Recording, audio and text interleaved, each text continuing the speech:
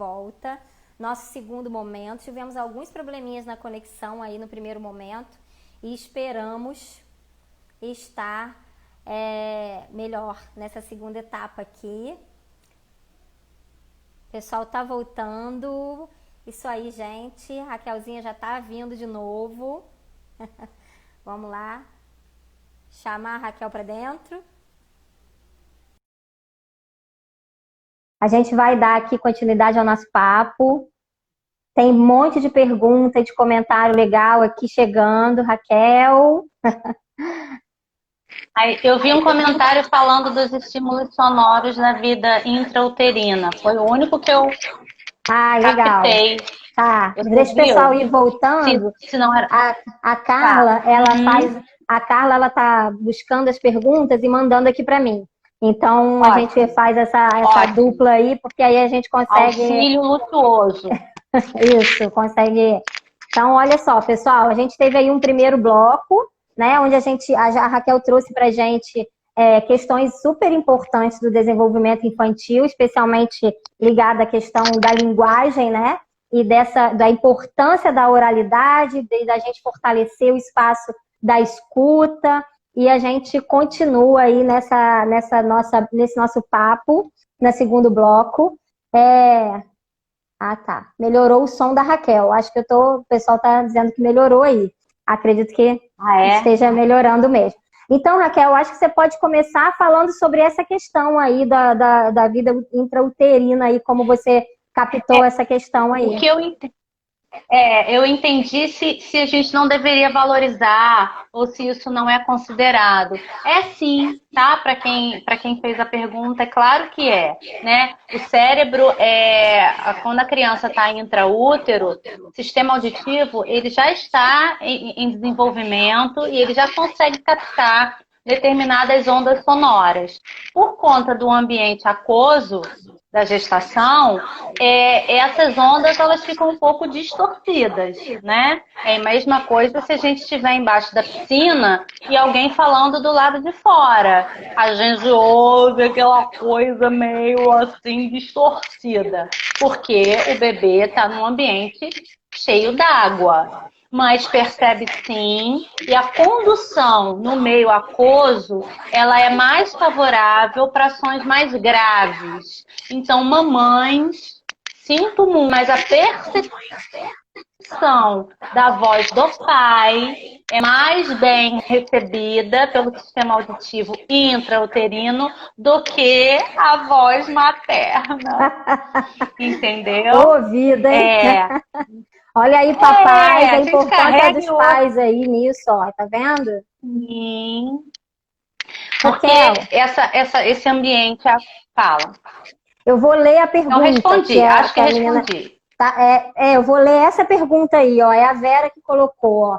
Então, de acordo com a teoria que a Raquel está explicando, as pesquisas que afirmam o desenvolvimento cognitivo mostrado por imagens de estímulos sonoros com os bebês em etapas uterinas não servem. Não, acho que é imagens de estímulos sonoros. Eu acho que é isso, né? Que você colocou exatamente aí, né? Servem. Isso aí. É porque eu acho que eu comecei no parto, né? Na grande explosão. A primeira grande explosão, ela é uma explosão sensorial. Porque o sujeito está no escuro, no meio d'água, né? O tato todo dentro da água. De repente, no parto tem luz. Por isso todo, inclusive, esse olhar de uns anos para cá, de um parto um pouco mais naturalístico e tal. E aí tem todo um estudo. Mas considere, sim, essa estimulação intrauterina. Ok. Sim. Bem, aqui também tem uma questão que eu acho extremamente relevante para a gente falar disso nesse momento. Quando a gente fala da estimulação, do excesso de estimulação visual, né, que pode trazer danos, porque o excesso da estimulação visual, ela acaba abrindo um caminho, e já tem pesquisas que mostram que a sociedade, a civilização, né, ao longo do histórico da evolução da humanidade, já tem uma área do cérebro muito maior para a visão do que para os outros sentidos, exatamente devido a esses excessos de estímulo, né? Então, a gente acaba supervalorizando esse estímulo, trazendo um foco, né, muito maior, petrificando algumas experiências, porque a gente quer ter o foco.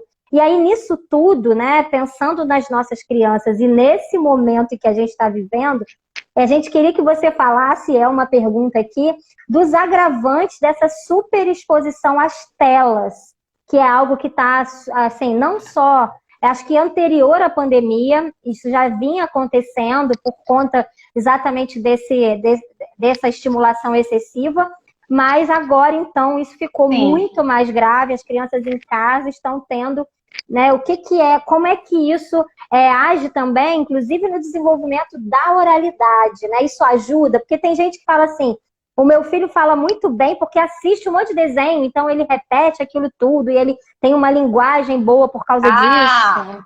Ele repete. Ele repete. Repete. Então, vamos lá.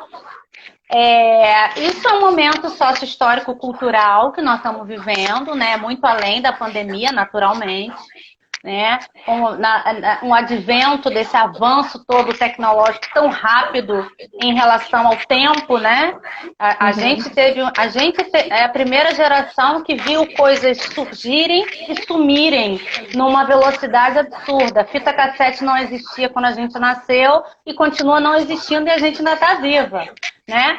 Quando nas outras gerações passavam-se muitas gerações e as coisas eram as mesmas. Então, a velocidade é outra. E aí, o acesso vem aumentando, né? E aí, o acesso a bens de consumo tecnológicos. Também há um padrão, um perfil de sociedade que é mais rápido, superficial, do ganha-ganha, do que eu tenho que matar um leão e não me importa, eu tenho que ter, né, esse antigo ter e ser, né, em que a gente privilegia eu tento não, né, mas de vez em quando eu caio nessa roubada, a gente tem que estar atento do ter e do ser. E aí, eu não tenho muito tempo, e a mulher trabalhando, e o homem trabalhando. Então, tem todo um contexto que deveria ter aqui uma mesa redonda de sociólogos, antropólogos, enfim, para discutir isso. Mas, rapidamente, a gente tem crianças com acesso mais fácil a telas. E ainda mais a telas móveis.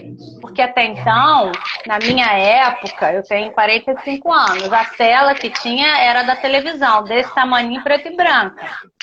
Né? Não saía do lugar, ficava ali. Então, com o advento das telas móveis, o que é isso? É celular, é tablet, né? Notebook, mas principalmente, hoje eu acho que principalmente o celular, nem tanto o tablet. Porque o celular está se transformando tão multi, né? Que tudo entra ali naquele celular. Só isso. A gente acaba oportunizando para as crianças o contato desde muito cedo com essa tecnologia.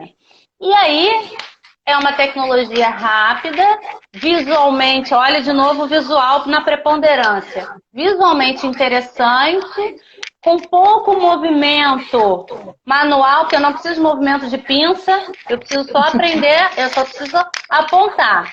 Né? 9 meses a criança começa a apontar. Então ela já sabe passar as telas, né? Ela não precisa nem de algo trípode, nada de motricidade fina.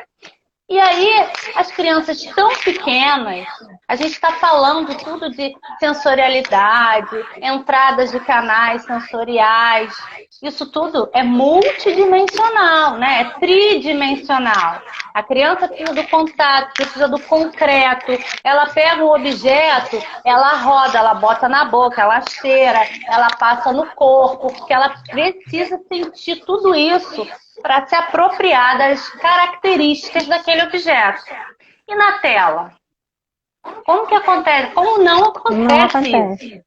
Né? Então, a gente acaba oferecendo um mundo bidimensional de altura e largura para uma faixa etária que precisa de um mundo tridimensional. Então, olha a privação de sentidos, de experiências sensoriais que a gente está não proporcionando para essas crianças, e voluntariamente, porque é o adulto que dá, né? Não é a criança que vai e compra. Sabendo disso, né?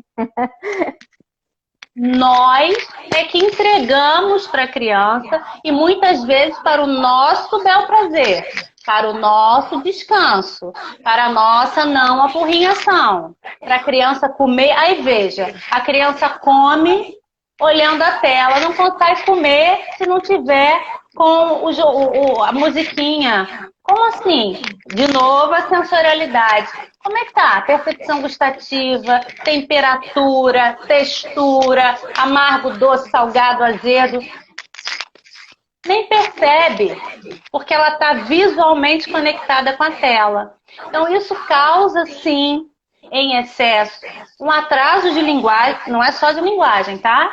Linguagem é da minha sardinha, mas um atraso comportamental e geral nas crianças. E a gente tem percebido que isso em alguns países está se tornando um problema de saúde pública.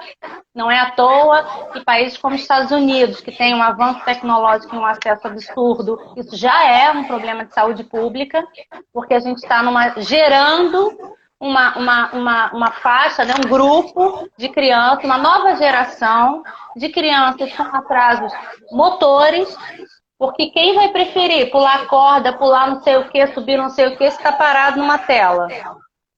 Então não tem desenvolvimento motor, não tem outros tantos desenvolvimentos, porque eu estou parada, hipnotizada, e é feito de propósito. Tem gente que pensa, né, que estuda, que programa aqueles desenhos, aquilo tudo para isso. Para a criança ficar hipnotizada. É natural, exatamente. Não é à toa.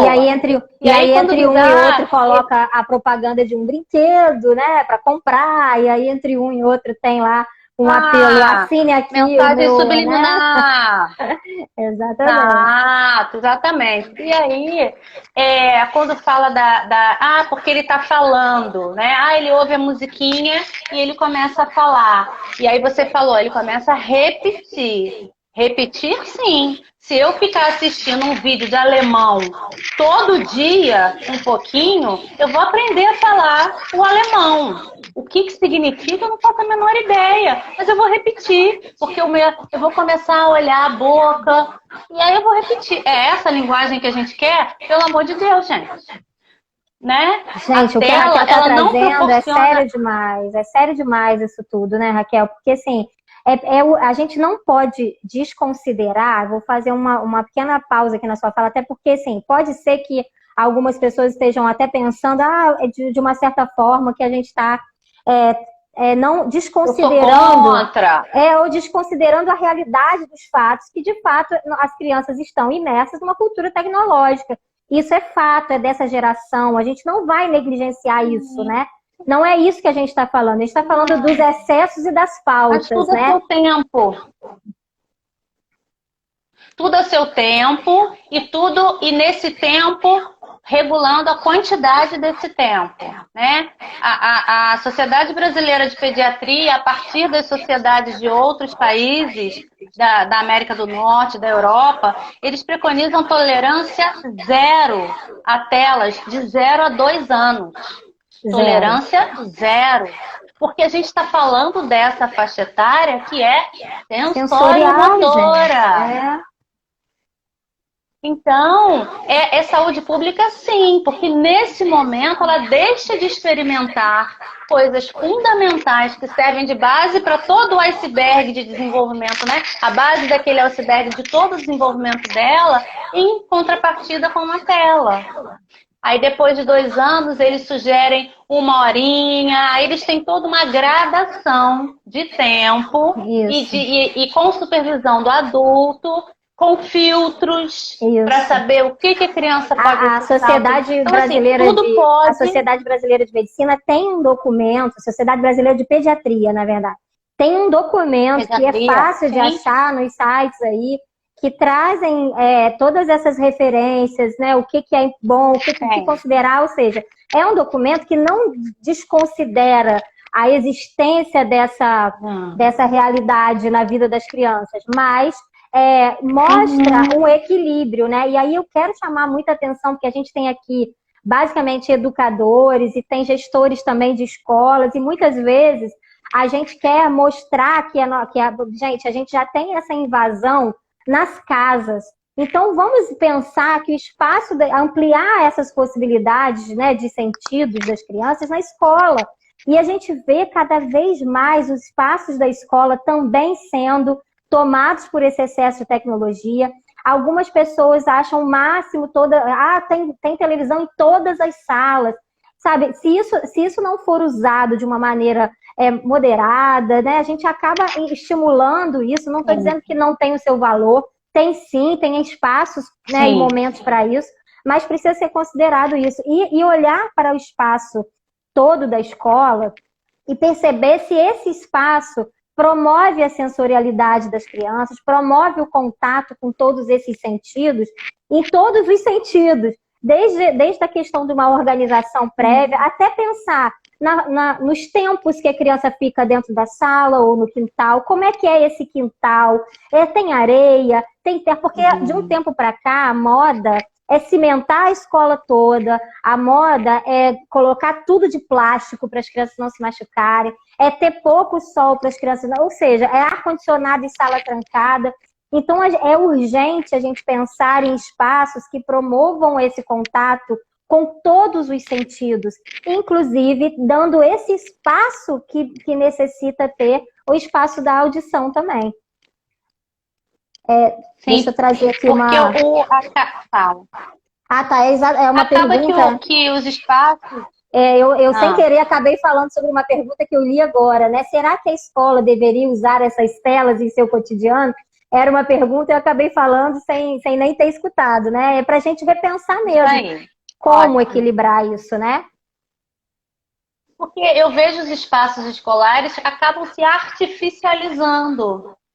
Quando, na verdade, a gente tem que buscar uma visão naturalística, né? A gente tem que tornar aquele ambiente o mais propício ao desenvolvimento e não mais artificial, né? Assim, o plástico, né? O artificial, o industrializado, pasteurizado. Você quer uma educação pasteurizada? Cara, aí você não tem a integralidade daquele indivíduo. Não tem. Você vai começar a repartir ele. E não é assim. Não é por aí que a gente pensa, né? E aí, assim, a gravidade para fechar a história da tela, é claro que... Vou fechar a história da tela primeiro. As crianças não têm o diálogo, a gente não constrói linguagem sem diálogo, sem contato visual não verbal, de um puxar o olho do outro na troca dialógica. Isso o computador ainda não tem inteligência artificial que dê conta de fazer isso, né? E aí as crianças muito telares, né, multitelas, elas acabam não fazendo isso em casos graves, tá? Mas isso acontece muito. Elas acabam não fazendo uma diferenciação no desenvolvimento normal delas do que sou eu, do que é o outro. Porque o contato, né, e a estimulação dos sentidos constrói isso na criança, né? Em um determinado momento ela percebe onde o meu corpo termina, onde começa o corpo do outro, então eu tenho que trocar com ele. A tela não proporciona isso. Então a individuação do sujeito não é construída. A psicologia fala disso muito melhor do que eu. Então, as crianças começam a desenvolver movimentos não são sensações, movimentos que lembram movimentos de crianças com perfil autístico. Por quê? Porque a dificuldade de lidar com a minha não individualização, a minha não diferenciação para com o outro, eu começo a criar comportamentos autísticos. Então, não é comum. Não é comum, não. É comum, perdão, não é difícil a gente receber no consultório, e aí nas escolas, naturalmente, a gente tem que estar atento para isso, crianças que parecem comportamentos atípicos, né, e que a gente corre o risco de sair rotulando, né, é autista, é TEA, quando na verdade não são. São crianças que têm uma privação de estimulação severa por conta das telas, Tá? Aí você vai me dizer assim, mas agora nós estamos em quarentena, né? E aí a família tá toda. Gente, em quarentena não dá, muitas vezes, para a gente dar esse sermão para os pais de que as crianças não podem ficar na tela, porque nós estamos num momento que é atípico, né? Nós estamos muito na tela. Então, assim, a gente também tem que ter uma flexibilização. A gente sabe que é ruim, mas a gente também sabe que muitas vezes as configurações familiares não dão conta de ficar estimulando a criança o tempo todo. Isso aí, né? é um momento. Então, Até porque muitas vezes eles nem sabem, né? Não tem esse repertório que a escola tem, né? A gente não pode, a gente tem falado muito sobre isso, que não dá pra gente pensar que a casa vai virar escola e o pai vai virar professor de uma hora para outra. Não é. Agora é entender que a gente pode minimizar alguns danos, né? Orientando essas famílias, constituindo um vínculo, né, para além dessa relação aqui fria e orientando essa família, ajudando a constituir espaços e experiências significativas nos espaços de casa. É nosso papel nesse momento auxiliar, mas compreender que de fato esse momento não dá para a gente querer que as coisas sejam, né, do jeito que a gente acha que tem que ser, né? 100% maravilhosa. Porque ninguém está na sua potência total. Ninguém. Então, infelizmente, não dá para ser radical. É verdade. Gente, então, assim, o tema hoje da nossa live é falar de sons e ritmos e tudo que envolve isso. Tudo isso que a gente falou aqui. A gente fala tudo. É exatamente esse universo dos sons e ritmos, né? Porque é tudo que permeia a relação das crianças, tudo que permeia o contato com o outro, essa interação, é permeado de sons, né? Então, tudo tem som. Então, de todas as qualidades, de todas as características. Então, assim, aí tem uma pergunta sobre a questão do trabalho da musicalização, né? E aí, lá no Instagram, uma pessoa perguntou sobre, bem, mas eu não sou formada em música, como é que eu faço isso para entender isso? Bem, tem duas questões aí que eu já vou adiantar antes de passar para a Raquel.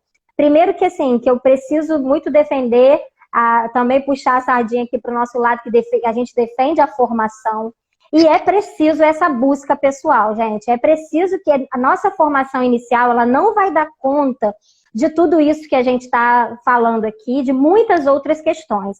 Então, é na formação continuada, é na nossa busca pessoal, é nos nossos estudos, nossas pesquisas, que a gente vai, nessa ação aqui, desse momento como hoje, está aproveitando essa live e tantas outras que acontecem, para a gente começar a nos alertar para determinadas situações. Outra questão é nos colocar num lugar também de buscar formações que tragam o nosso sentido à tona também.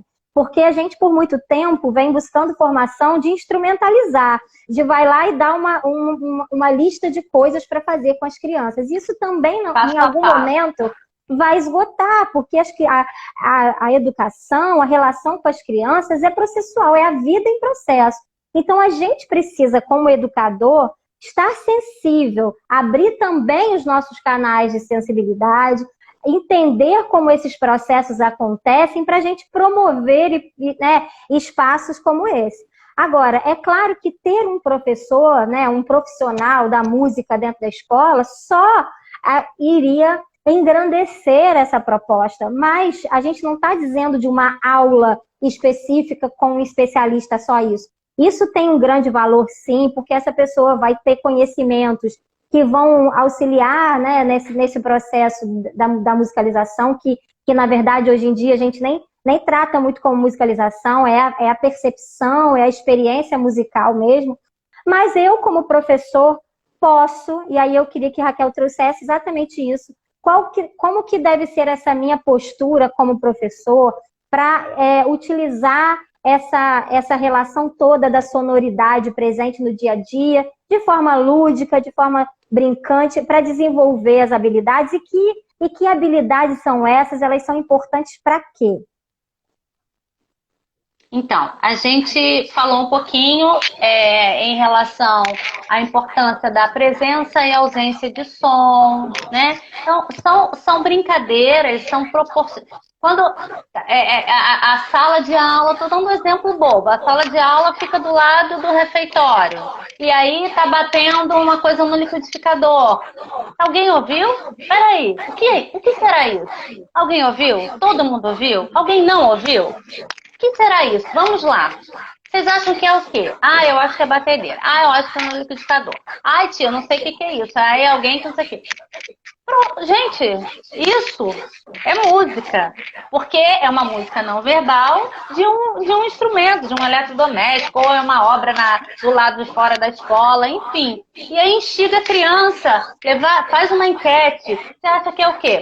E aí você já está trabalhando a discriminação. Eu reconheço esse som, eu sei que ele é um som não verbal, mas espera aí, eu acho que eu já vi, então eu já estou acessando a minha memória, a minha experiência anterior. Lá em casa já teve esse barulho. Eu acho que é isso, tia. Não, eu acho que é aquilo. E aí eu começo a discriminar. Quando eu discrimino, eu vejo semelhanças e diferenças. Então, é um exemplo bobo, né? Que pode aparecer do nada, mas que eu posso aproveitar. Então, todas as experiências corporais, como a gente falou, com andar agachadinho, falando baixinho, andar na ponta do pé, falando alto, andar igual uma formiguinha, andar igual um urso, falando grosso. Então, são várias. Se eu vou contar uma história que tenha esses personagens, eu posso fazer toda uma dramatização sonora desses personagens usando esses contrastes, né? Eu posso dar um passo longo, eu posso dar um passo curto associado a um som. Então, pi, pi, pi, pi, pi, pi, pi, pi, passos longos. Então, são brincadeiras.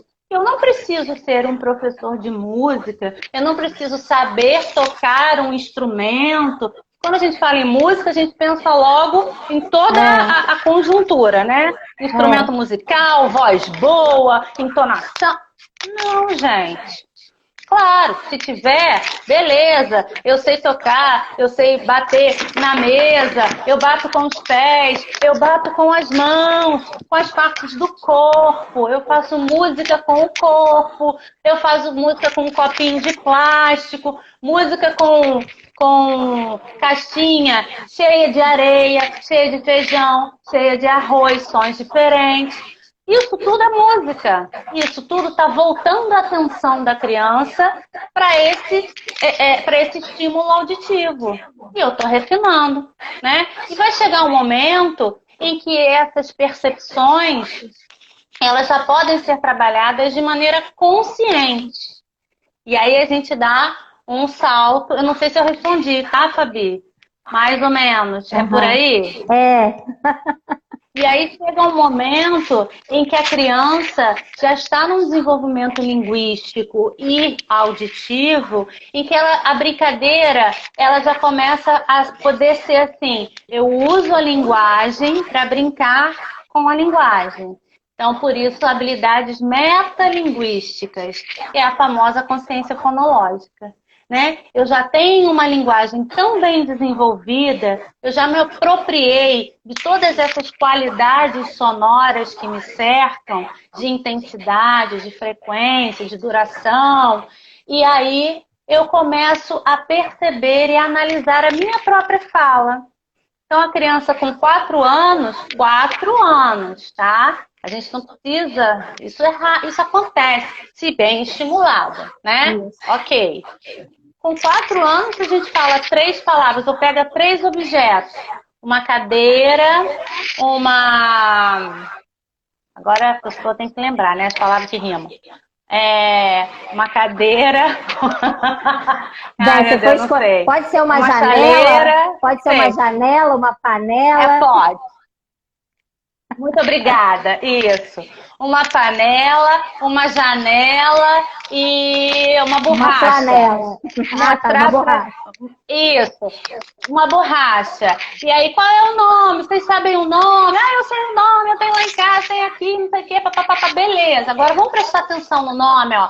Panela, janela, borracha. Tem duas que combinam e tem uma que não combina. Quais são as duas que rimam, que terminam igual? Ah, janela, panela, e eu acentuo. Olha a sílaba tônica aí, que não tem esse nome, a gente que sabe, mas auditivamente a gente já está chamando a atenção para a criança. Com 4 anos a criança consegue perceber que borracha não combina com panela e com janela. Ela ainda não consegue, por exemplo, que a gente fale, me diz uma palavra que rima com panela. Sim. Que ela precisa vasculhar na memória dela sozinha, resgatar e falar. Ainda não. Mas se você dá os elementos, ela consegue já começar a classificar isso. Isso então, tudo porque anteriormente... Isso tudo porque anteriormente ela já teve experiências com o não verbal do que sons que são iguais, que são parecidos, que são muito diferentes. Então, assim, normalmente a gente começa com as discrepâncias, né, com sons assim muito diferentes, depois a gente vai trazendo as proximidades, porque se a gente observar a nossa fonética, ela é preenchida exatamente de sons longos e curtos, graves e agudos, né, de sons abertos e fechados. Então, é tudo isso que ela começa. E junto com esse movimento da boca ao pronunciar, né, de forma correta aquele som, é que a gente vai conseguir, que a criança vai conseguindo fazer essas, e também junto com as imagens, né, que ela vai criando, porque aí eu chamo a atenção, inclusive, para a necessidade da gente simbolizar muito com as crianças. Por que do jogo simbólico, né? Por que da brincadeira de imitar e simbolizar, de representar? Porque ela está simbolizando com o próprio corpo, ela vai entender o que é símbolo até ela chegar nesse símbolo que é a letra, que representa aí um som, né? Que tem toda essa estrutura fonética mesmo, né? Então, é uma trajetória. E aí a gente vai construindo com ela e aprimorando uma memória fonológica. Que vai ser que ela já vem construindo com a fala, mas na medida em que ela conscientemente começa a refletir e brincar com esses segmentos da fala, brincar com sílabas, brincar com rima, o que começa igual, o que termina igual, a gente vai aprimorando essa memória fonológica, que lá adiante vai ser fundamental na hora de ler e de escrever. Na hora de ler, porque ela vê uma sequência de símbolos e ela tem que acessar cada símbolo na sua memória operacional fonológica, que som aquele símbolo representa. Lá adiante. Nós não estamos pensando em leitura escrita agora, a gente está pensando em organismo, em percepção, em sensação, em estimulação. Mas esse corpo, ele já é disponível para isso e a gente precisa aproveitar. Né? Elas adoram com as parlendas, com os trava-línguas, né? As brincadeiras de o rato roeu a roupa do rei de Roma. É uma literação, as palavras começam com o mesmo som. Exato, a literação, mesmo som inicial. Parlendas muitas vezes trabalham com rimas, que é o grupo sonoro final das palavras. E aí, veja, com rima é uma doideira. O que é rima? Né? Rima não é o som final, não é, porque senão mata e bola rimariam, que terminam com A. Né? Então, rima é da vogal tônica para o final da palavra. Que terminam com a mesma letra, né? Nem mala e bola que terminam com a mesma sílaba. Com a mesma sílaba. Não rimam. Isso não é rima.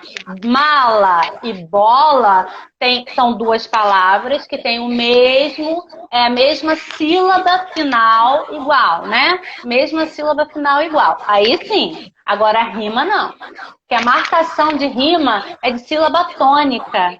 Olha só a importância da percepção auditiva para a criança entender a sílaba tônica. Tanto é que crianças que têm extrema dificuldade em percepção de rima, Fabiana, já é algo para a gente prestar atenção.